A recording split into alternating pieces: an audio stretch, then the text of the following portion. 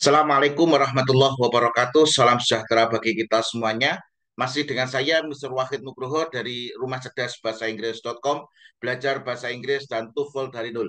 Syukur Alhamdulillah saya dalam keadaan sehat. Saya berdoa semoga teman-teman juga dalam keadaan sehat, sehingga kita bisa sama-sama belajar di channel Rumah Cerdas Bahasa Inggris.com ini. Sebelum kita mulai proses belajar, marilah kita buka proses belajar kita dengan berdoa. Kita minta kepada Allah, semoga kita semuanya diberikan ilmu yang bermanfaat.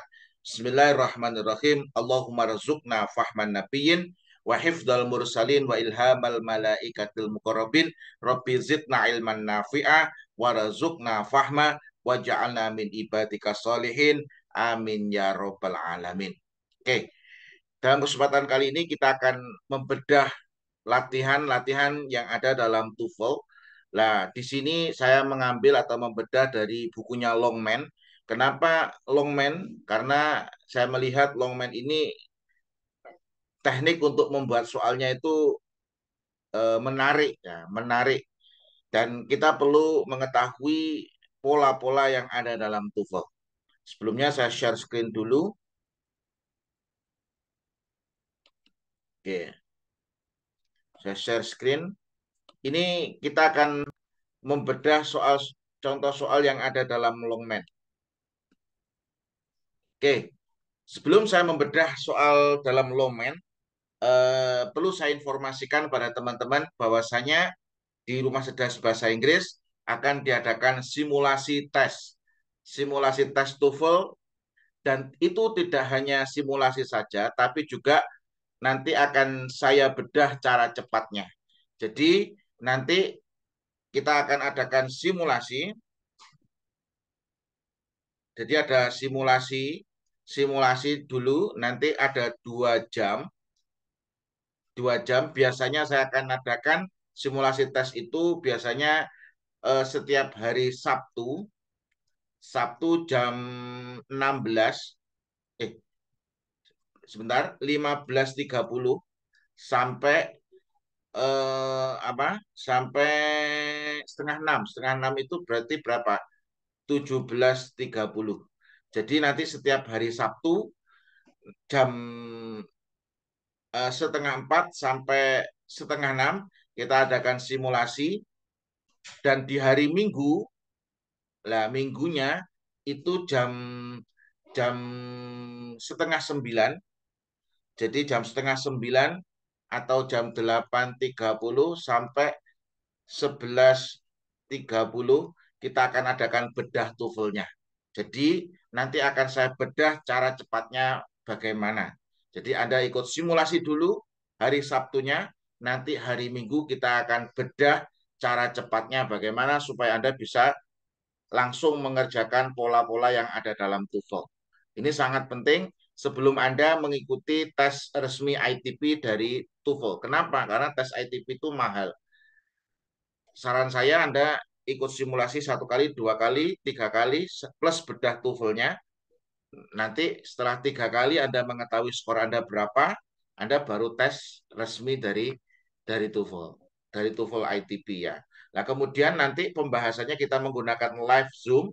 Nah, kita akan adakan tanggal 12 untuk simulasi tesnya hari Sabtu, dan tanggal 13 untuk bedah TOEFL-nya hari Minggu. Dan pesertanya kurang lebih ada 25 peserta saja. Maka dari itu amankan kursi sekarang juga sebelum nanti kehabisan. Oke, kalau sudah 25 nanti bisa ikut di Sabtu kemudian. Maka dari itu daftar sekarang juga. Oke, untuk menyingkat waktu mari kita langsung lanjutkan ke latihan kita selanjutnya ya. Ini latihan ini sangat menarik. Nah, sangat menarik, kita akan bahas tentang apa ini? Adverbial clause. Kita masih ngobrol tentang adverbial clause. Ini saya besarkan saja biar nanti kelihatan ya. Ini kita ngobrol tentang adverbial clause. Tapi ini konektor yang digunakan. Jadi konektor yang digunakan untuk mengekspresikan conditional sentence, untuk menunjukkan kontras, untuk menunjukkan manner, sama place. Kalau kemarin di video saya sebelumnya, saya sudah mengajarkan tentang apa? Tentang time sama cause. Jadi konektor untuk time sama cause. Nah, sekarang kita akan membahas tentang konektor yang berkaitan dengan condition atau conditional sentence nanti. Di situ ada if, ada in case, providing. Lah, providing ini Anda harus tahu dia bisa jadi konektor, dia juga bisa jadi verb ya. Provide kalau verb itu artinya menyediakan, tapi di sini provide-nya di sini dia sebagai konektor. Nah, ada providing, ada unless itu atau if not, ini if not, ada whether, apakah. Kontras untuk menunjukkan sesuatu yang bertentangan atau berlawanan, di sini ada although, ada even though, ada though, ada while, ada whereas. Manner ada as, ada in that. Place ada where, ada wherever. Ini semuanya adalah konektor ya, konektor untuk adverb. Nah, untuk adverb. Berarti di sini nanti babnya adalah tentang kompleks sentence. Ini tentang kompleks sentence. Kompleks sentence spesifiknya adalah di adverbial clause.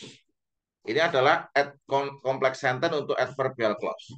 Nah, di sini menariknya adalah kalau di bukunya Longman, nah di bukunya Longman ini yang warnanya hijau ini, di bukunya Longman ini sudah dimasukkan di bab-bab awal untuk di structure and written expression.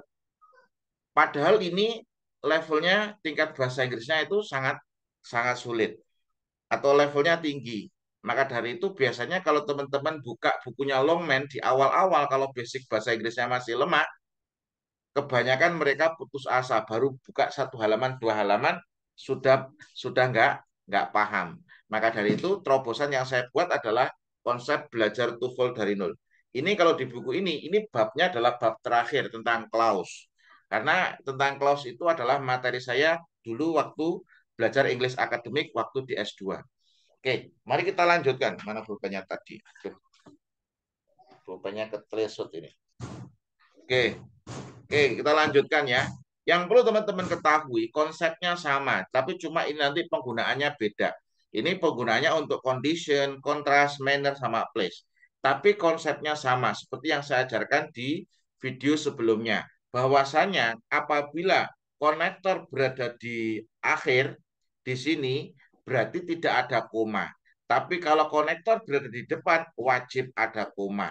Ini adalah konsep dasar untuk kepenulisan. Anda harus tahu. Oke. Oke, untuk menyingkat waktu langsung kita latihan soal exercise 8, ya ini tentang correct atau incorrect. Nah, pertanyaannya, Sir, kenapa kok tentang correct atau incorrect, Sir? Nah, correct ini berarti nanti disuruh mencari ini correct itu artinya benar, kalau incorrect itu salah. Kalau correct itu berarti nanti untuk mengerjakan tentang structure, kalau incorrect biasanya untuk written expression. Oke. Jadi correct untuk structure, incorrect untuk written expression. Kenapa? Karena incorrect itu untuk error analysis. Oke, soal nomor 1 ya. It is impossible to enter the program. Nah, di sini ini tidak ada konektornya, berarti ini adalah induk kalimat. Induk kalimat atau independent clause. Induk kalimat atau independent clause. Nah, ternyata di sini sudah ada subjek, sudah ada verb. Berarti ini sudah oke. Lah terus lah ada if. If itu berarti menunjukkan apa? If itu untuk menunjukkan condition. Nah, if itu untuk menunjukkan condition. Nah, berarti ini adalah dependent clause atau anak kalimat. Nah, anak kalimatnya di sini sudah ada konektor, di sini ada subjek, like ini adalah verb. Like itu apa? Kekurangan berarti. Kekurangan. Nah, jadi jika kamu kekurangan pengalaman sebagai seorang guru. Nah, di sini ini induk kalimatnya atau independent clause-nya sudah benar. Lah, anak kalimatnya berada di akhir, tidak ada komanya. Nah, di sini sudah ada subjek, sudah ada verb. Ini juga sudah benar. Makanya di sini apa kok correct. Oke, soal yang nomor 2. Oke, bla bla bla. Sorry, bla bla bla ini correct atau incorrectnya? Karena ini contohnya sudah ada jawabannya. Tapi Anda harus tahu apa? Anda harus tahu kenapa ini salah, gitu kan? Anda harus tahu kenapa ini salah. Soal nomor 2 ya. The commandant, nah, the commandant ini adalah subjek, life ini adalah verbnya, life strict order. Nah, ini ada sudah ada subjek, ada verb, tetapi di sini ada koma. Nah, kalau ada komanya, berarti di sini adalah dependent atau anak kalimat. Anak kalimat. Tuh, kalau anak kalimat berarti harus ada konektornya. Nah, ini harus ada konektornya. Several soldier left the post anyway. Nah, ini berarti ini incorrect. Kenapa incorrect? Karena di sini kurang konektor. Ini kurang apa? Kurang konektor. Nah, kurang konektor. Nah, ini karena menunjukkan kontras, konektor yang bisa dipakai bisa tuh di sini. Nah, di sini though the comment left strict order about the passes, nah ini kurang konektor. Konektornya karena menunjukkan kontras adalah so. So. Nah, so the comment ini berarti incorrect. Ini adalah incorrect. Kenapa incorrect? Karena kurang konektor gitu ya. Berarti kenapa kok kurang konektor? Karena di sini ada komanya. Kalau ada komanya berarti dependent clause atau anak kalimat. Maka kalau anak kalimat berarti harus ada konektor, subjek, dan verb. Nah, di sini sudah subjek dan verb. Kalau langsung subjek dan verb, berarti itu adalah induk kalimat. Induk kalimat atau independent clause. Karena di sini adalah anak kalimat, berarti harus ada konektornya. Oke, soal nomor 3 ya. No one is admitted to the academy. Nah, di sini nggak ada, ini tidak ada konektornya toh, tapi di sini tidak ada komanya. Berarti ini adalah independent clause atau induk kalimat. Induk kalimat. Nah, konektornya di sini ada unless. Unless itu adalah if not. Nah, unless itu artinya if not atau jika tidak.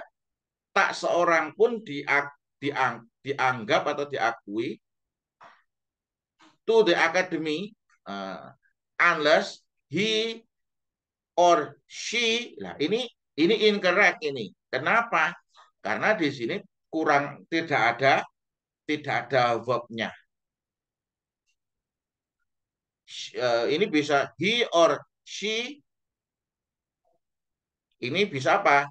Has education requirement. Nah, jadi jika dia laki-laki atau dia perempuan tidak memiliki prasyarat pendidikan. Berarti di sini incorrect. Kenapa incorrect? Karena kurang verb. Kenapa? Karena di sini unless itu if not, berarti ini adalah apa? Subjeknya. Lah, verbnya tidak ada. Nah, unless he or she has the apa? Education requirement. Nah, seperti itu. Intinya di sini kurang verb. Oke, kemudian soal nomor 4. While most students turned the assignment in on time, koma. Nah, di sini ada komanya, ya toh. Nah, di sini sudah ada konektornya. Ini konektor. Most students ini adalah subject.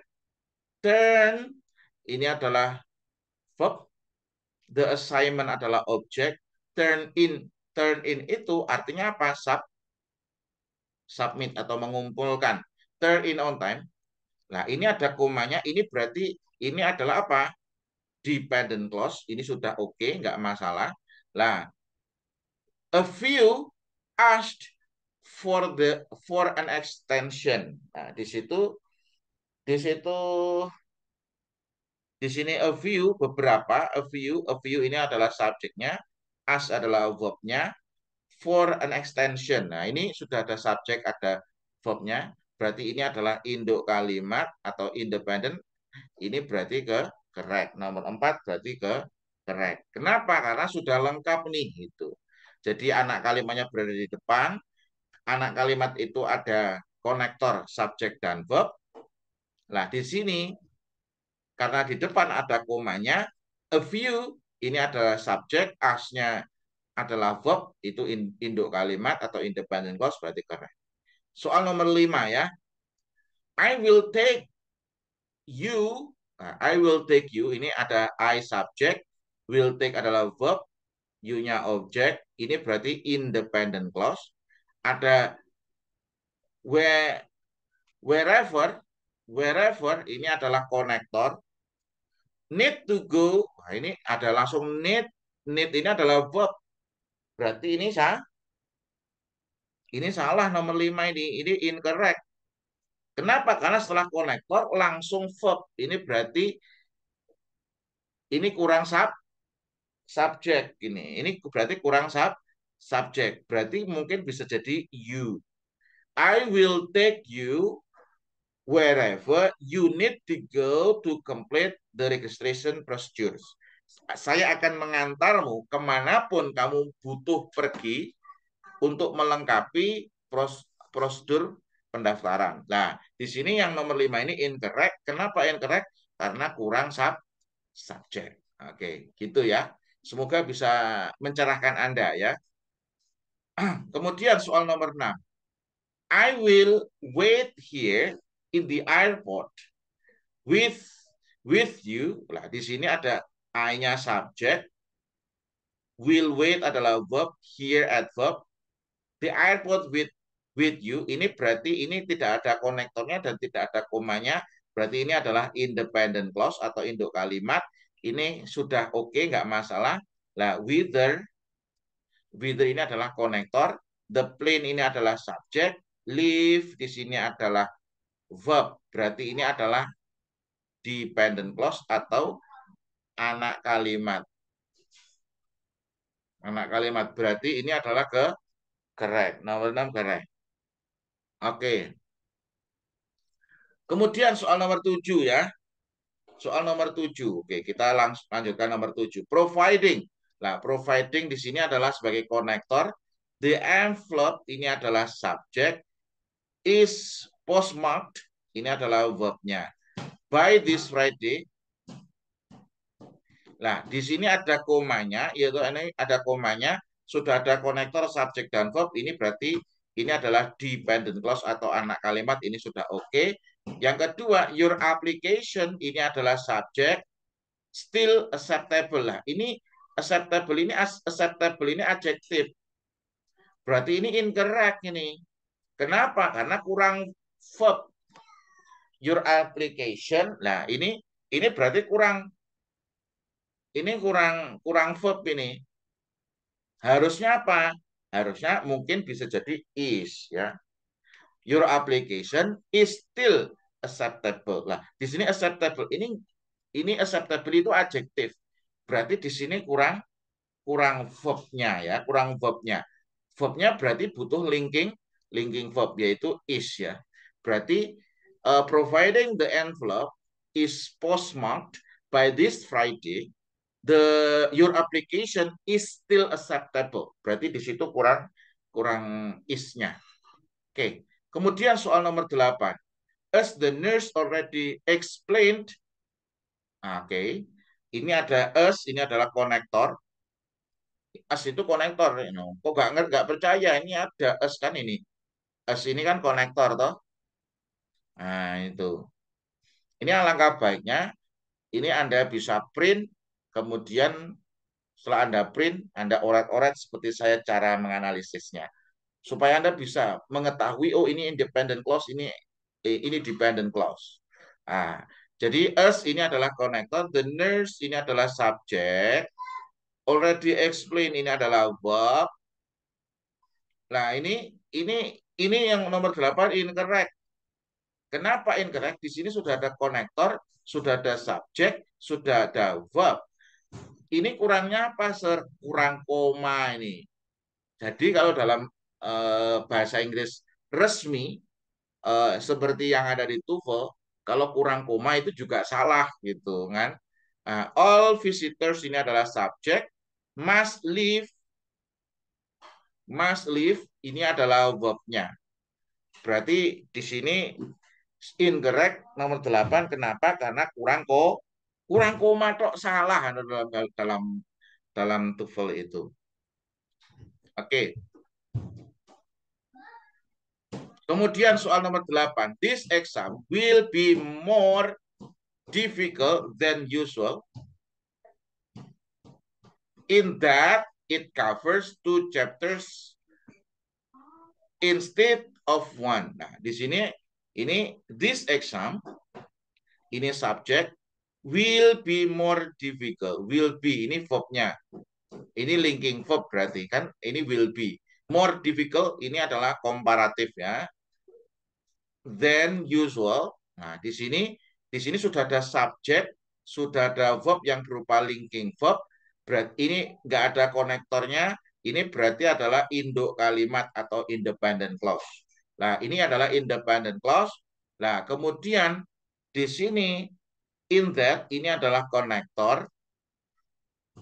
It adalah subjek, cover di sini adalah verb-nya. Berarti 2 chapters instead of 1. Ini berarti ke nomor 9 ini adalah correct. Nah, kemudian soal yang terakhir ya. Semoga ini bisa membantu Anda untuk lolos skor TOEFL. Terus belajar, tingkatkan kemampuan supaya Anda bisa menganalisis dengan cepat. Oke, kemudian soal nomor 10. Those snow had been falling all day long. Ini ada though, ini adalah konektor. Di sini snow, ini adalah subjek. Had been falling adalah verb. Ini ada konektor subjek dan verb. Ini adalah anak kalimat atau dependent clause. Ada komanya berarti sudah oke. Everyone ini berarti yang di belakang itu adalah independent atau induk kalimat. Everyone di sini adalah subjek. God ini adalah verb-nya. To the church on time for the wedding. Ini berarti independennya sudah ada subjeknya, sudah ada verb, berarti ini adalah correct. Oke, ini adalah contoh soal yang ada dalam TOEFL di structure and written expression, khususnya di adverbial clause yang membincangkan tentang konektor yang berupa condition, contrast, manner, sama place. Semoga materi ini bisa membantu Anda untuk bisa lolos skor TOEFL, karena TOEFL itu butuh usaha dan keseriusan untuk mengerjakan. Tidak bisa Anda leda-ledi terus Anda bisa lolos skor TOEFL, tidak. Teman-teman yang berusaha mati-matian untuk belajar dengan saya itu pun juga belum tentu lolos.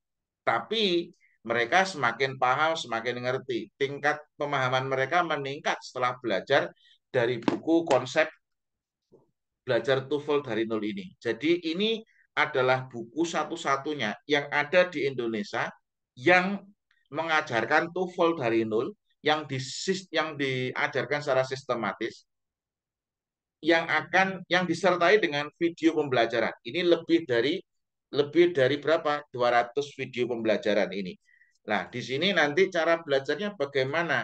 Cara belajarnya Anda bisa buka buku, Anda bisa buka e-course, sehingga Anda bisa menguasai atau mempelajari TOEFL secara sistematis. Sekian, kurang lebihnya mohon maaf. Terus belajar tingkatkan kemampuan. Saya senang sekali bisa mengajar Anda di channel ini. Semoga teman-teman yang sedang berjuang untuk mendapatkan beasiswa bisa lolos beasiswanya. Kurang lebihnya mohon maaf. Rabbi zidna ilman nafi'a warzuqna fahma waja'alna min ibadika sholihin. Amin ya rabbal alamin. Assalamualaikum warahmatullahi wabarakatuh.